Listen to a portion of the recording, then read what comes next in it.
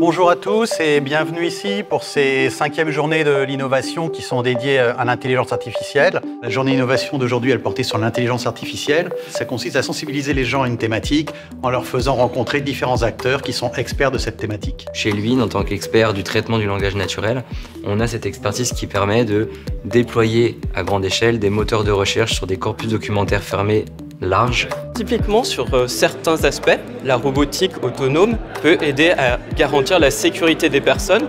On a vu par exemple une démonstration d'un système qui montrait la détection de casques, des EPI, etc.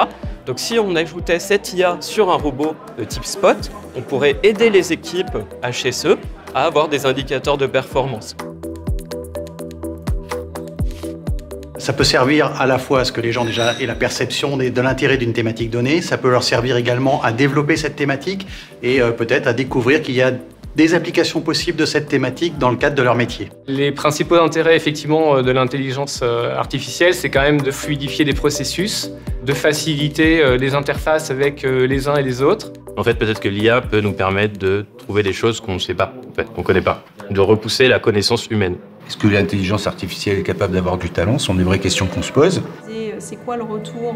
C'est un sujet qui est déjà au cœur des activités de l'ANDRA. L'IA, elle intervient par exemple lorsqu'on va développer nos outils de calcul pour les rendre plus rapides, pour permettre d'intégrer plus de phénoménologie dans nos outils. Elle intervient lorsqu'on travaille par exemple sur le déplacement des robots en milieu souterrain. Elle intervient lorsqu'on va faire de la reconnaissance d'images pour détecter par exemple sur des échantillons des propriétés de la minéralogie de ces échantillons. Il y a encore des domaines de l'IA que l'on n'a pas développés. Par exemple, tout ce qui concerne l'IA générative qui a explosé l'année dernière avec ChatGPT ou d'autres outils pour générer des photos, Midjourney, etc.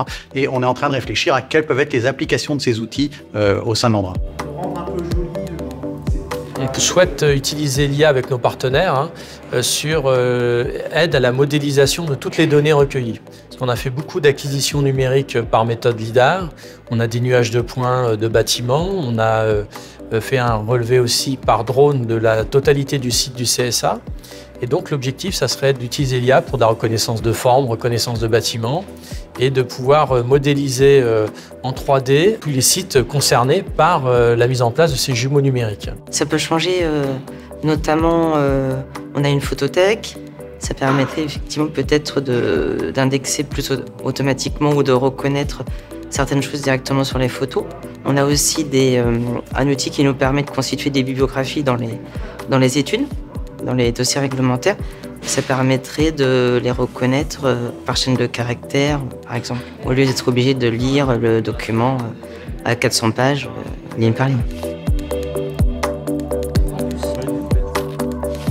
Déjà voir si tout ce que tu as demandé dans ton cahier des charges apparaît dedans. C'était la reconnaissance des formes d'objets à partir des nuages de la CRI. On se revisionne tout le temps pourquoi on a fait ce choix.